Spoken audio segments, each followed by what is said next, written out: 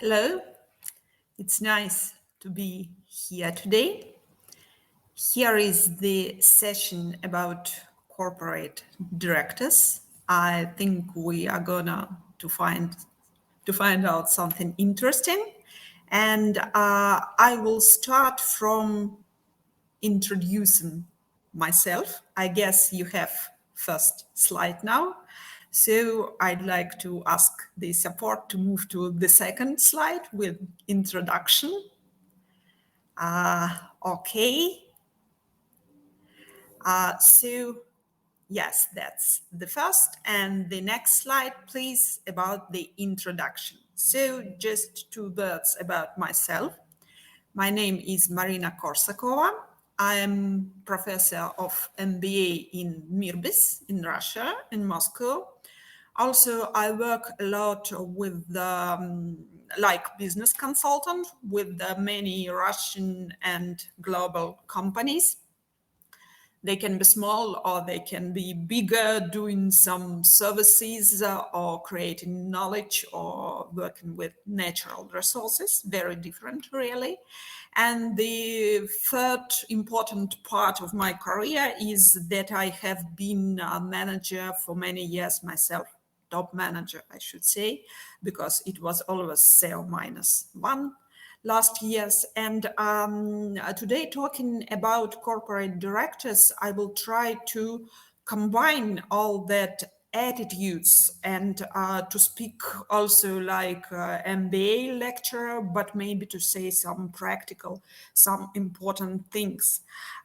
You can write questions. Please write them anytime, not wait till the end of the session. You have the Q&A chat for that, and that would be great for me. I will look there sometimes, and in the end of the session also it would be good to have some questions already. So let's go. The next slide, please. So I have three basic ideas, three main points to talk about today. Of course, I have maybe 5 or 10, but we have only 1 hour today. So I decided to make a short list, and we are going to talk about the most important things. First of all, we are going to talk that corporate director in the previous century and corporate director now in 21st century. We are living already many years in this. They are very different. They are doing very different things. And some of you maybe who are working for a long time already, or who has had some teachers and mentors of older, having been working in 20th century. Well, you can see that here are some differences in attitudes, and we will discuss why, and we will mark some indicators specifying the difference. The second point here, the next slide, please.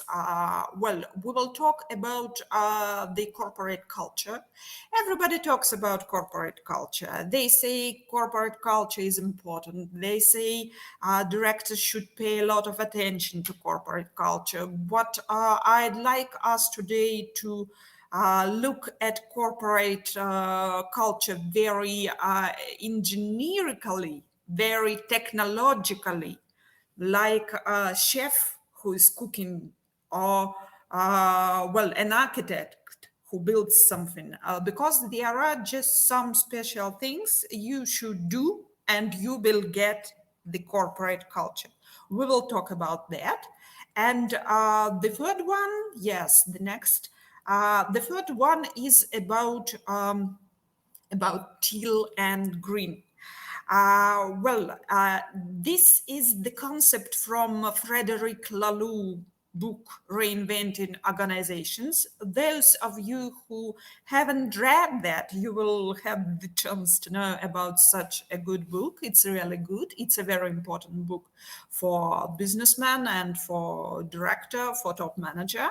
And those of you who have read it, and I believe There are a lot of people of that kind. Uh, we will have the chance to think together about the difference of two highest steps. There are two highest steps of managers' evolution. If you don't know about that, don't worry. I will tell about all the steps.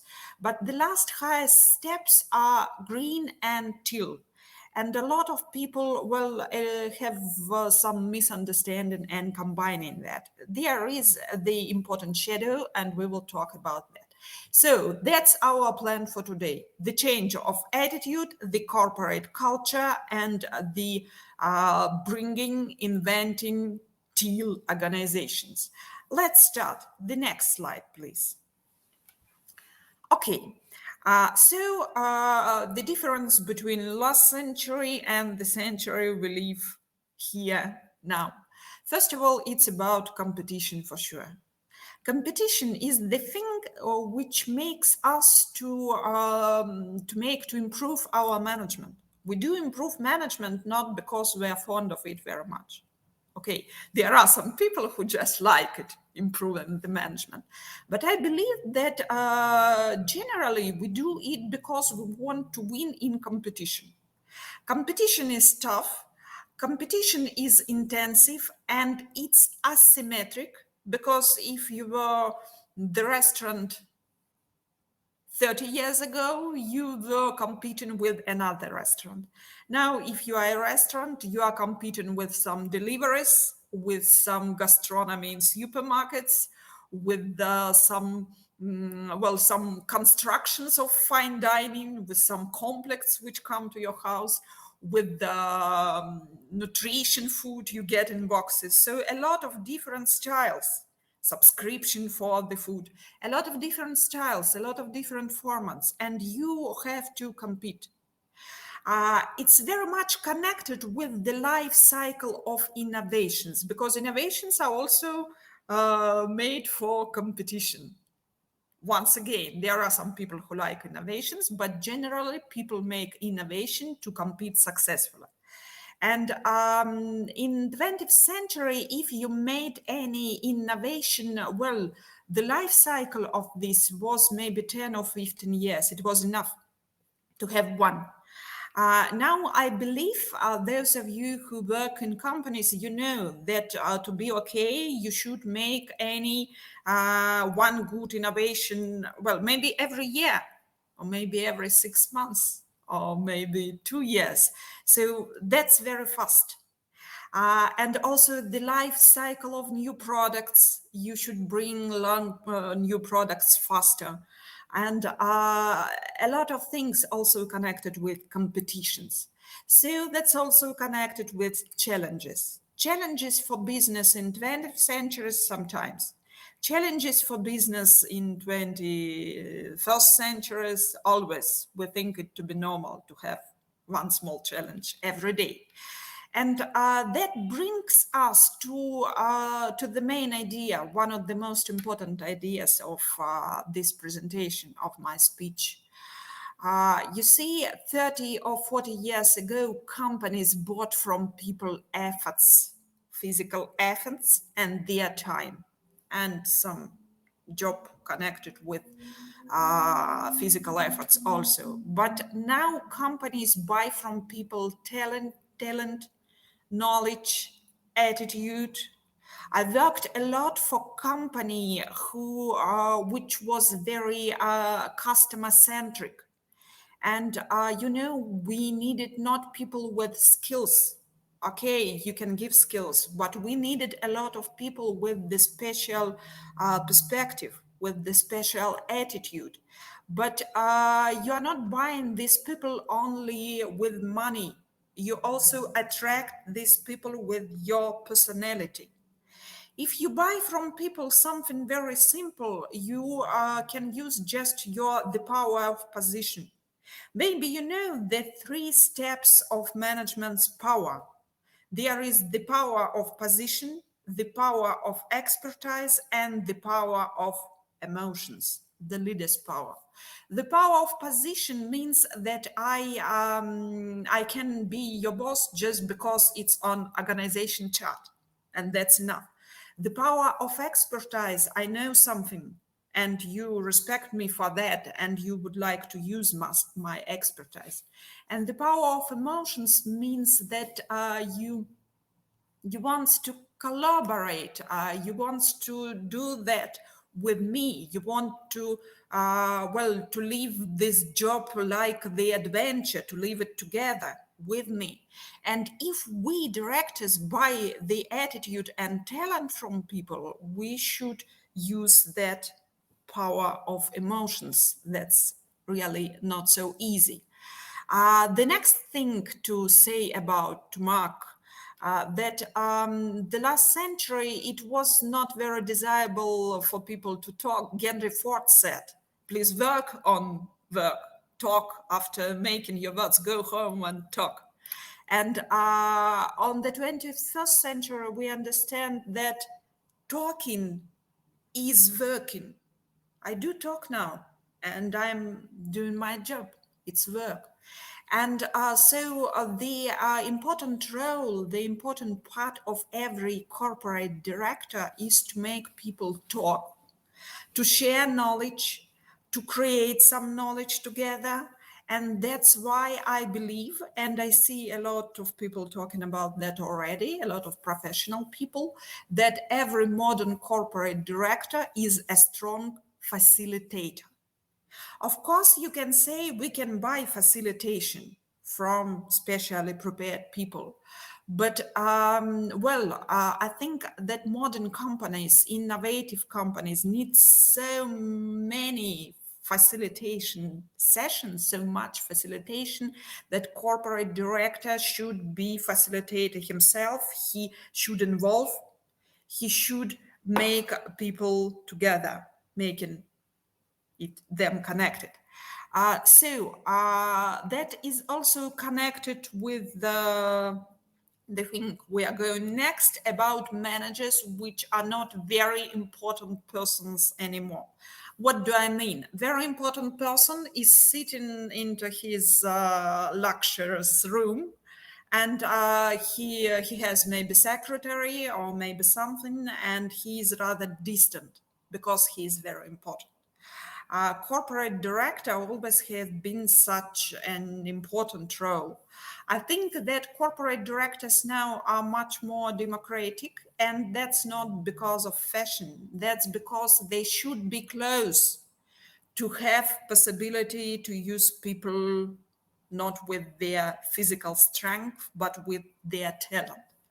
And the last thing to say here, managers of the past should have been supervisors. Supervision, the main goal and the main thing to be paid for. You do your supervision if you are just going, walking, watching, and seeing that everything is going fine. Sometimes it's called run, just day from day performance.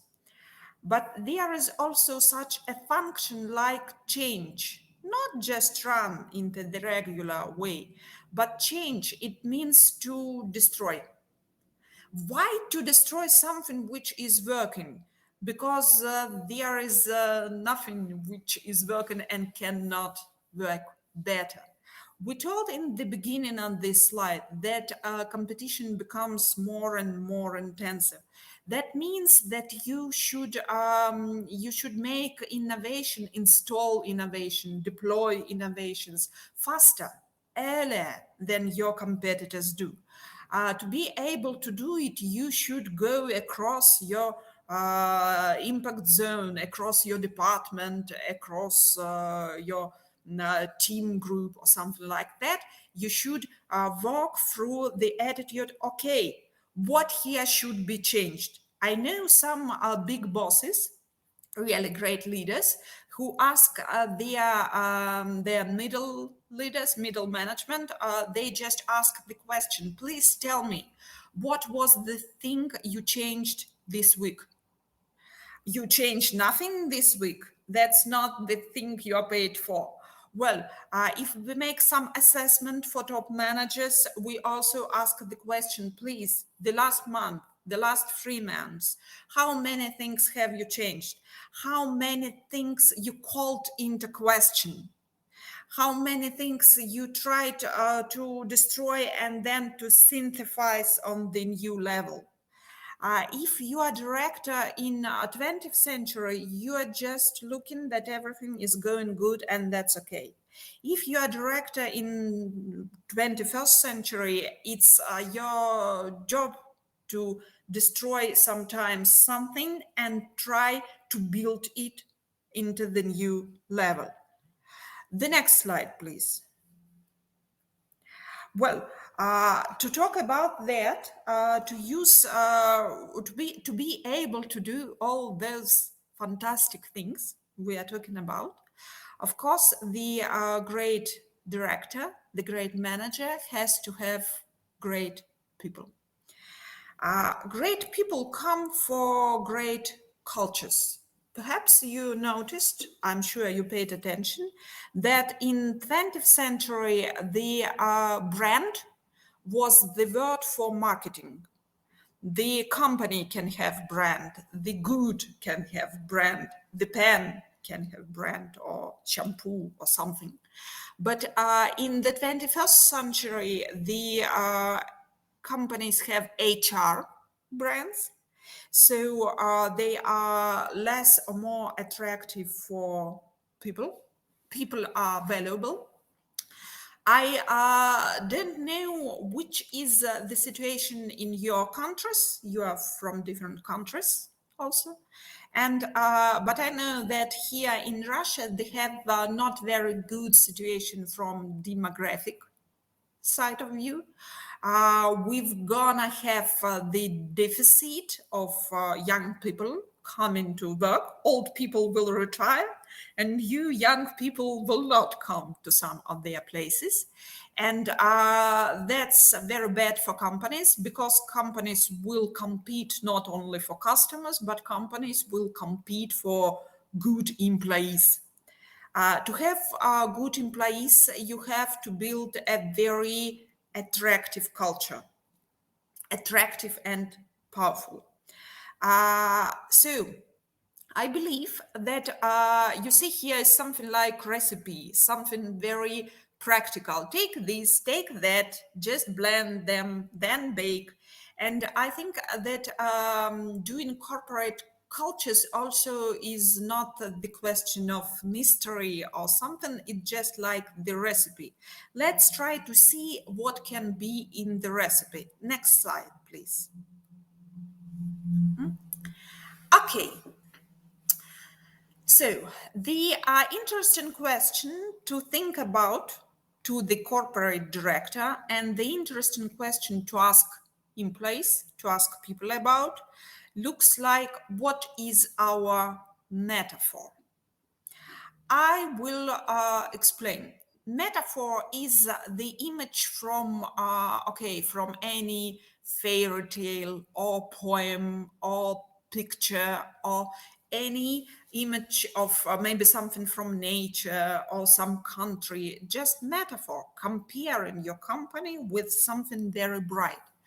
When I go to companies like business consultant, I ask sometimes about metaphors, and they say very interesting things. Well, we have such Russian fairy tale about three animals, three trying to put they want to move the cap or something like that, and one of them is fish, she wants to swim. One of them is bird, she wants to fly, and one of them is something which goes on ground. So three different animals, and everybody has its way of walking. I hear that metaphor very often from people which are asked about the metaphor of their company, and that's great because it's the good language to talk about problems, the language of metaphor. The problems of the goals, about the image of future we want to go to. So if you want if you start to cook corporate culture, to build corporate culture, you should think about the attractive metaphor. It can be about survival, or about saving somebody, or about beauty, or about comfort, or friendship, or adventure. Doesn't matter. There are a lot of very attractive things. The power of metaphor is that they are very good to transfer the idea. And if you talk about that, people understand, well, it's the company of that kind, or no, that's the company of another kind. It's very good to accept, to attract people which can be good for you and which also will like your culture, will not be disappointed. Because, here is very important thing to sustain. They think that there are no bad cultures. Cultures all are okay. They just suit or don't suit. I think that some people like culture of, the culture of war. You every day you struggle, you can do something heroic, or you can suffer, but for the great idea. The culture of war gives energy to them, and that's okay, but you should recognize that. For not hire, for not attract to your company people who think that a metaphor of war is ugly, and they wanted the metaphor of beauty garden perhaps, and everybody in this garden is taking care about some flowers and a lot of tenderness and a lot of care. It's also good. I don't know which metaphor will be more powerful on the market you are. I need more information to think about that. But still, if you don't have any metaphor, you make for people very hard to understand which are the rules of the game. They will spend a lot of time trying to understand what is right or what is wrong, because the metaphor says what is right and what is wrong, and not by words, just by the emotions. The second thing here to talk is heroes and legends. I will tell you the example. It would be the easiest way to understand. I worked for a long time in retail. It was jewelry retail. We had a lot of jewelry shops, and the owner of the company was the top manager of the company himself, and he spent some time in the shops talking with clients.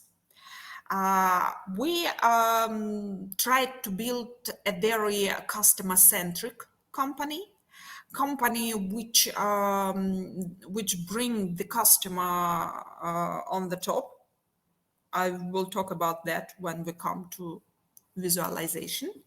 And there was a story. There was a story that one day in one shop there came a boy. He was young, about 18 or 20 maybe, and he wanted to buy a present for his girlfriend. And the owner of the shop, he met him and he talked to him.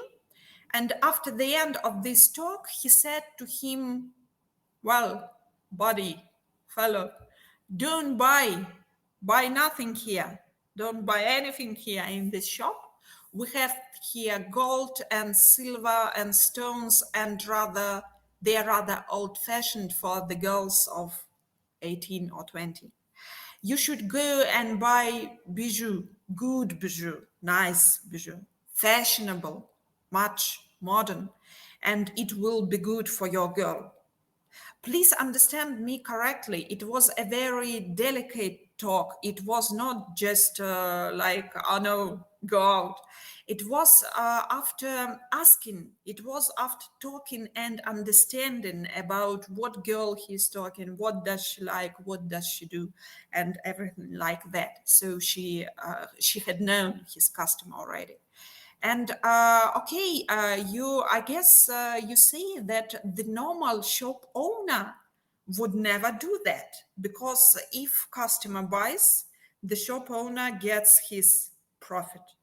But we believed that the main concept of our company is to be customer centric. We want to make customer happy. If he buys from us and it's not the thing he really wants, he or she really wants, and it won't make him or her happy tomorrow, the day after tomorrow, we don't want that profit. We don't want that bargain. We we want to feel him. We want to make him satisfied. We want only those profits which are the profits of satisfaction. So that's the story, like the corporate legend. This story was told so much time to the new sales people. It's the story of the adoption, of the introduction training. It's the story everybody heard in negotiations if it was about long-term partnership, because it's the story very good presenting the corporate beliefs, the corporate attitude, the corporate perspective. Uh, Again, I am not saying that being customer centric is the best. I don't know. Maybe you have another philosophy on business and you are right having it. The only thing I want to stress here is the thing that you should make some legends to make people understand the concept of your business very deep, and not just in declaring some words, but in telling some stories, in telling some legends. Also, you should express your corporate culture in some visual identity, the walls, the furniture, or I will tell you also the example here about this company again. To tell the truth, it's the only company in my career list with the very strong corporate culture, with the corporate culture which works like like magnet or something like that, because we had not very high salaries, not the highest, we had average salaries, but we had best people from the market. And it's because of corporate culture and because of our corporate directors being very fond of corporate culture.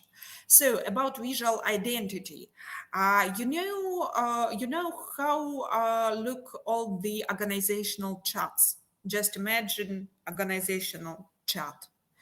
You will have top manager, some top managers, some middle managers, some supervisors, like linear managers, some front people which go to customers, and somewhere are customers. And this company, in order to visualize our attitude, we had another organizational chart. In the top of that organizational chart, there was the client. Then came front people, because they are the most close to the client. Then came supervisors, because supervisors make support to the front people. And middle managers make support to the supervisors. And top managers make support to them all.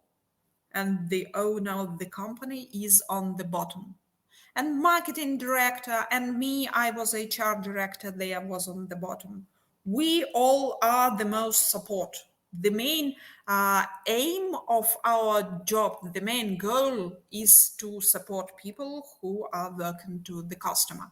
And you see that people who came to the office and saw that organizational chart, that from visualization it was very easy for them to understand the company of which kind we are. The next thing about rituals. Okay, also the example, very easy to explain. We had a ritual like every holiday, the people from office, the back people, come to the shops because there are a lot of customers in the shop and we will help.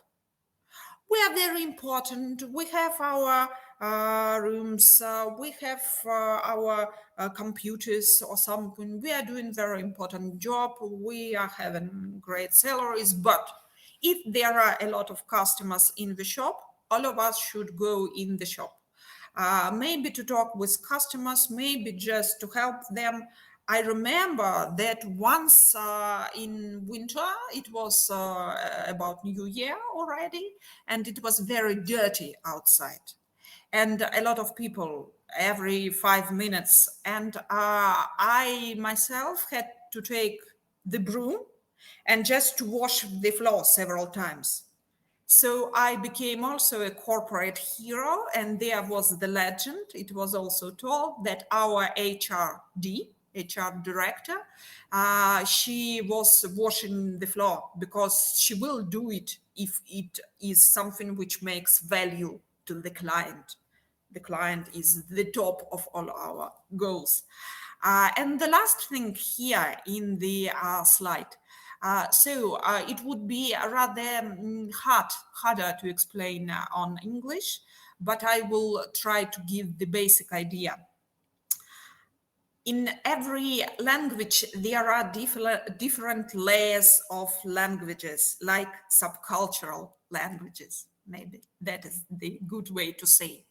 And I know that one Russian bank, they also wanted to make good for their clients. And once they made the analysis of the language, and they understood that a lot of words their officers in the banks use, they are very old-fashioned, archaic words like from Soviet times.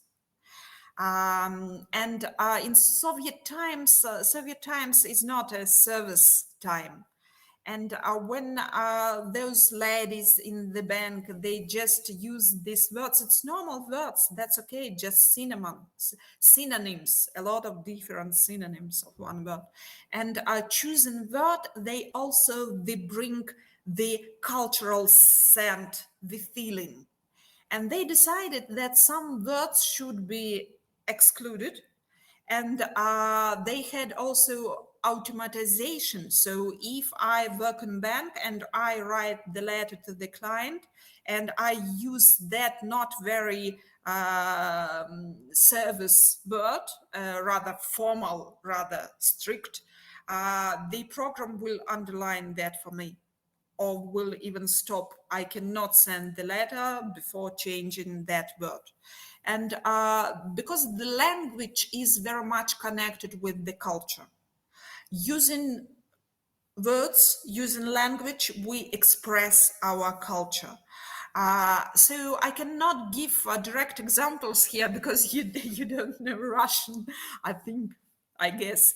But if you think about your languages, you will also see some words too formal or too informal, too snobbish maybe, or too familiar or something like that. And it's good for the company to think about language and to influence the language. So I have to summarize something about that slide. When we speak about corporate culture, it's good. But the most, very often I hear from people, okay, corporate culture, we should be devoted to corporate culture, we should take care about corporate culture. And that is not working very good because not everybody understands exactly what to do. Here I have the practical step-by-step answer to you. Think about your metaphor. Talk with people and just fix somewhere that we are the company of that metaphor. Build some legends. If you don't have legends, but I believe if you are a company with some experience, you already have them. That's okay. Make them seen, make them bright. Tell them, because the stories, they very much transfer the ideas. You have to tell the story, people to understand. Bring a visual identity. If you look like everybody else, it's not the good thing for the corporate culture. It means that you have corporate cultures like everybody else. Also build some rituals. They can be funny, they can be touching, they can be well, rare or often, but they should be a little bit unique. They also should make people understand something about your culture. And you can also shape the language of your company also to be very congruent to your corporate culture. The culture is something which appears on the cross of all those things. The next slide, please. We are going to talk about the third point of my presentation. I remind that if you have question, if you have some question, and well, in the end, you will also have the opportunity to ask, but you can forget.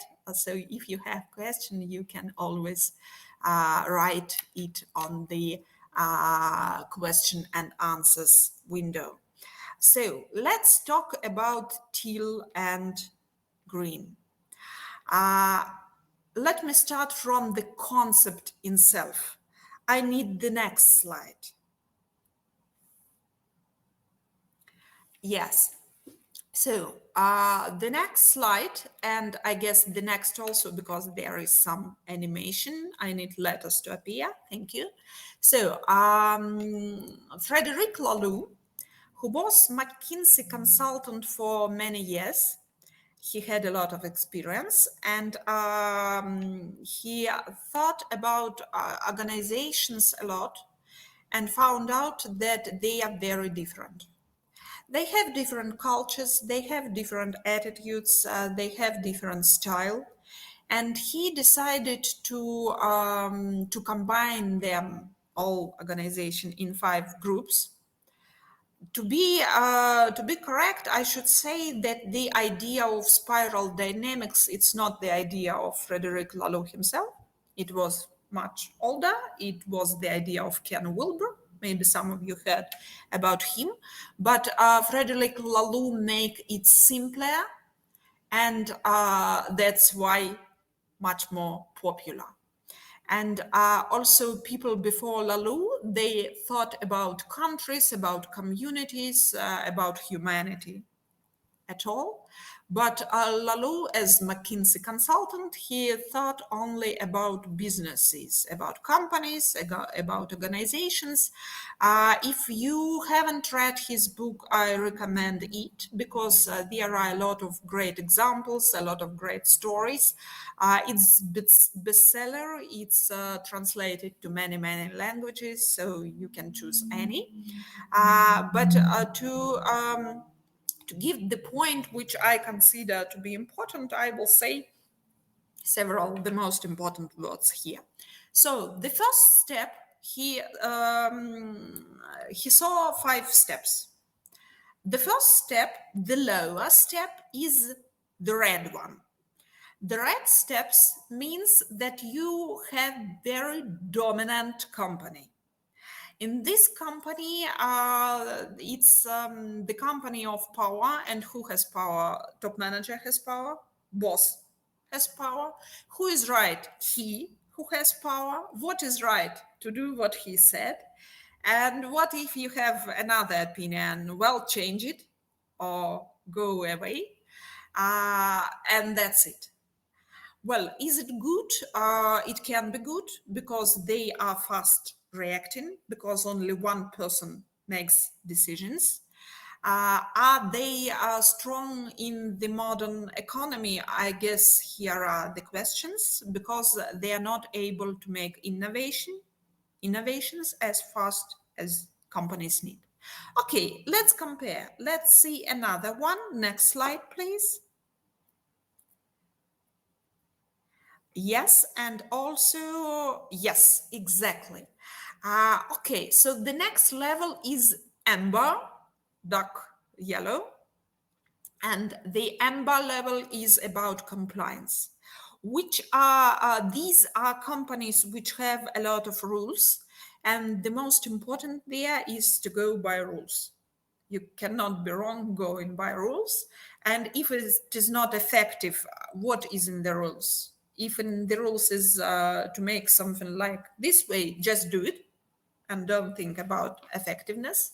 Well, if I have a brilliant idea, what is in the rules? Go to your boss. If my boss doesn't like it, what is in the rules? Nothing. When just stop here, and that's it. Just respect the rules. Is here something good about these organizations? Yes, they can be clear, a lot of clarity because the rules, but which can be not very good. Okay, also the changes. You cannot change too fast, and perhaps it's not very good for the talented people. It's not flexible, very unflexible, perhaps even more unflexible than the red one, because if you persuade your boss, it can become flexible just in the minute. Okay, compliance. The next one, please. The next one is coming. Yes, and once more. Yes, sorry, I have some animation here. The next one is orange. Orange organizations, they are about success, the power of success. So in the red culture, who is right? He, the boss. Who is right in amber cultures? The who he follows the rules, and who is right in orange companies? Who he who brings money, he who brings profits. And if he is a bad person, nobody cares. Bringing profits, breaking rules, but bringing profits, not helping other people, that's all okay. Maybe you watched the movie. There was the old movie. It was called Americans. The movie with the young and beautiful Alec Baldwin. And there was the dialogue between him and some guys. They were not successful guys, not successful salesmen. And he came to them and he had a very great motivating speech to them. And he said to them, I don't care. I don't care about your opinion if you don't bring money. I will not respect you if your car is cheaper than my car. I don't care if you are a good person or a good father or just a pleasant man. Nothing is important. The only one thing is important about you, how much profit you bring into the company. Okay, there is the belief that a lot of companies in the modern world still are a little bit orange or very much orange. And what is strong about those companies? The strong thing is that they are very much focused on success, and the weak thing, the bad thing about that companies is that people can suffer there. They often have not very good HR brand, and people can have stresses there and cannot sometimes show their best. And it's just about one type of people. When we will talk about till companies, I will show how differentiation of people can be very important for the company. The next, please. The next, please, is coming, yes, green, and we will, yes, thank you. So the green level is about people at last. Green companies say, okay, those orange people, they are very cruel. It's bad to be bad with people. And we want its evolution. we go to the further step of evolution, and we want to take care about people. We will have a great HR department. We will spend money. We will buy some trainings, and we will make some good rooms, and we will buy some food, and we will have, well, maybe we will have the room for children like kindergarten, and maybe you can come with dogs, or no dress code, or have your fruit every day, or something. And we will take care. We will talk to you. We will explain everything. We will ask about everything. We want you to feel good. That's about green companies. And well, let us talk about teal companies, and we will compare. The next, please. Yes, the next here appears teal. I think you understand which color it is. It's like turquoise, you can call it, the color of the sea water. So teal organizations, they have not such one simple word. They are about development. They are about mission, but they are also about being effective and also staying true.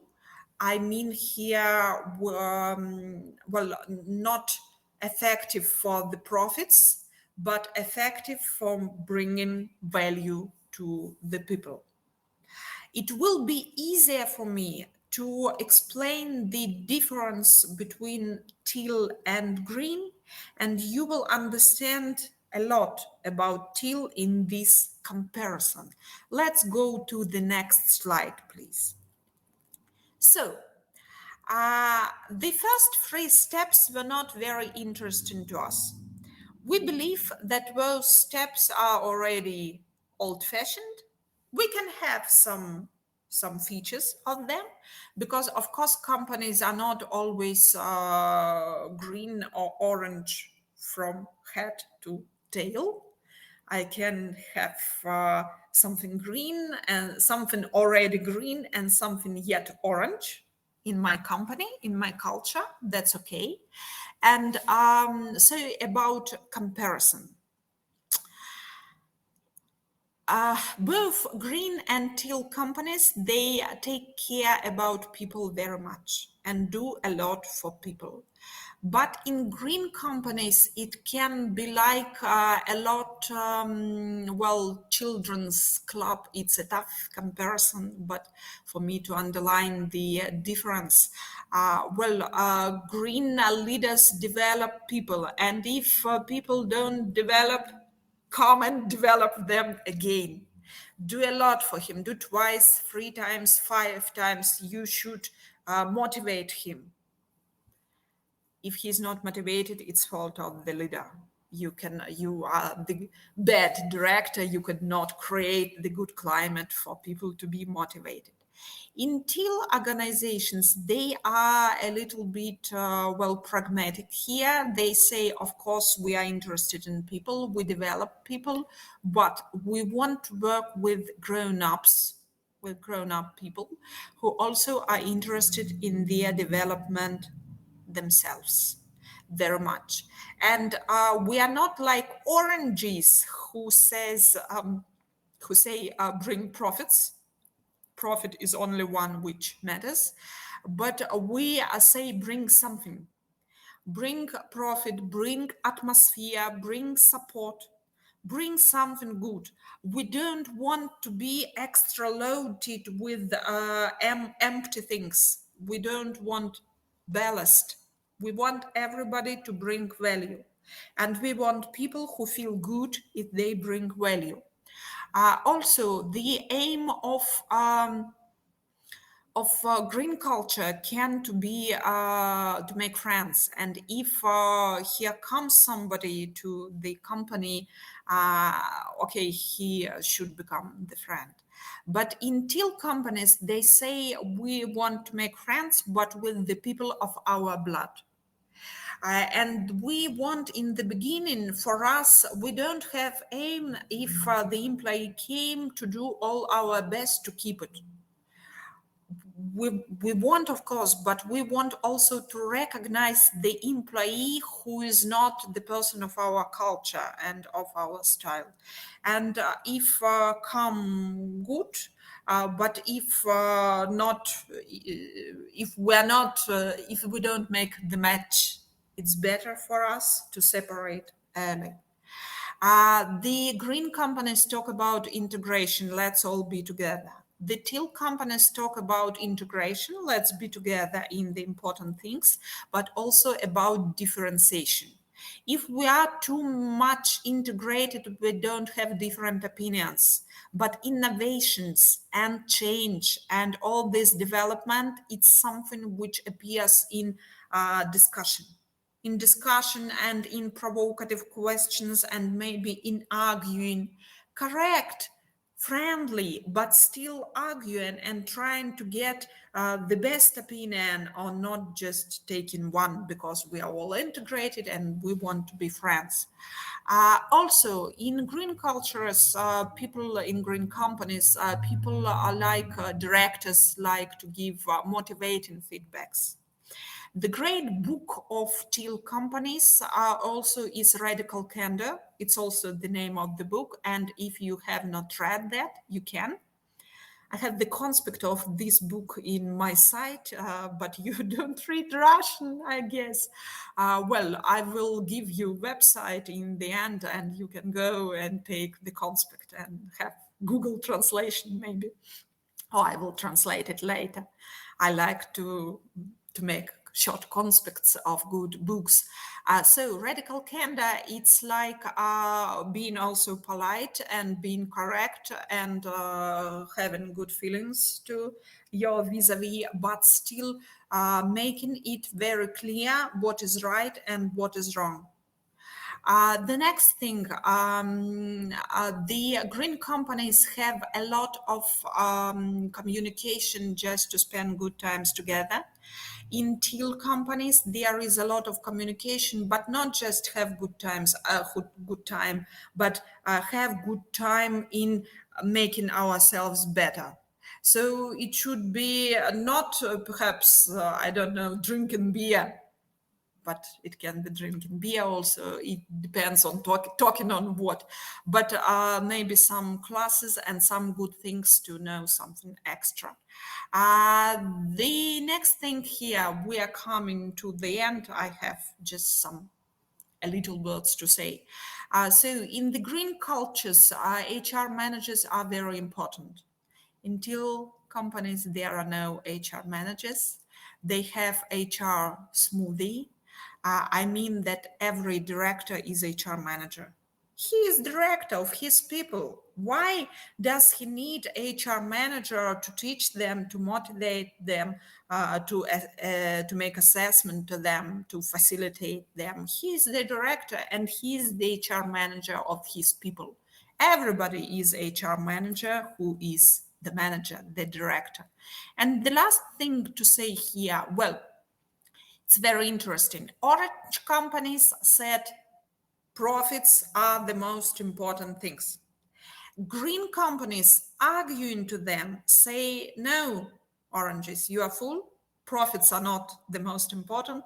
People are the most important.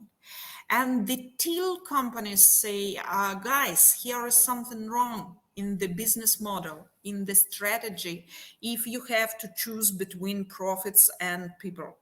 In our teal world, in our teal paradigm, the great people feeling great and performing great bring the greatest profits. Okay, the next slide, please. So it's almost the end. I hope I made that. I tried to give you three big ideas, and each of them can be discussed during a lot of time during many hours, but if they are a little bit new, or maybe if they make you think about something you haven't thought before, when I'm good here. So the first idea is that everything you know from the director's job from 20th century, just be careful here, because not all of this is working nowadays, and all that is good for director supervisor is not good for the director changer and innovator. And you have to be innovator if you are director and not the R&D department. The second idea here was that corporate culture, that's good, and you should know directly the things and the methods you should use to build the corporate culture, the unique corporate culture, the culture which attracts people, the talent of which you can use. And the last idea was that okay, talking much about people, the modern companies, they don't mean that people and only people, not only profits and not only people. The best people, but to build the companies of the best qualities. If you haven't read Frederic Laloux's book, you can read it, and there are a lot of very mechanical stuff. He talks also about rituals, about metaphors, about visualization, and a lot of things for teal companies, which are considered to be the most successful companies of the future coming. The next slide, please. It will be the last one. The last slide, yes, is for me to say you thank you. I see the question, I will try to answer. And I will be happy if some of the ideas we discussed today will help you in your work, in your job. So I have the question here. The new normal accelerated by COVID, there most people are now working from home. How does? Oh, that's the great question, and it's the question of communication. I will try to explain. With some of my clients, when all of that started 1.5 years ago, we discussed the metrics of communication. Everybody who came to the distant work, you know that you make your management through messaging, through emails and through messages. And videos, audios, that's okay, but it's always mixed up somehow. And the idea to make it better and to give some chances to corporate client to corporate culture is just to spread up the communication streams. So you should have some streams for business communication, and you should have some streams for communication only for attitude, emotions, spirits, and so on. I know one company, they are my clients and good friends, which they had the idea before the pandemic, and they never had chance to do it offline. They wanted very much the reading club, and they did that online. That's easy. You need Zoom or something, and you need to make some preparation. You need to write some story, and they had that club online. People came to Zoom. They had moderator. They had person who made discussion interesting.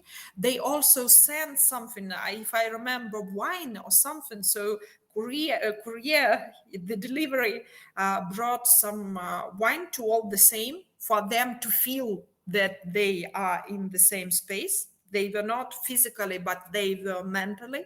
And they were talking about the book. And that was okay. I know another company, they are doing something like this movie. Why not?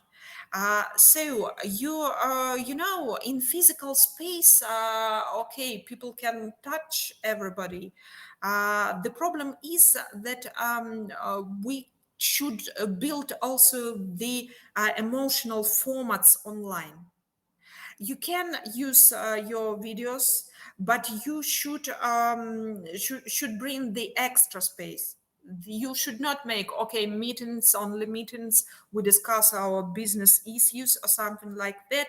Just make any ritual thing to do it by video, by audio. One of my clients, the boss of the company, he had some communication problems with his team, and the decision for him was every week to call to one of his guys just to talk. Call him and just say, well, guy, I miss you. I have nothing to say about business. We have messages, we have task tracker, and that's okay. But I just call, let's talk. How are you? What do you feel? What about your children? What about your wife, your plans? What about your house? Something about your dog. And you know, I should say that if you had a strong culture offline, it would be easier for you to bring it online because you just have to make another formats. It's the problem if you had no strong culture offline and you should develop it now online. You will also in the same time to create the model and to build new online ways.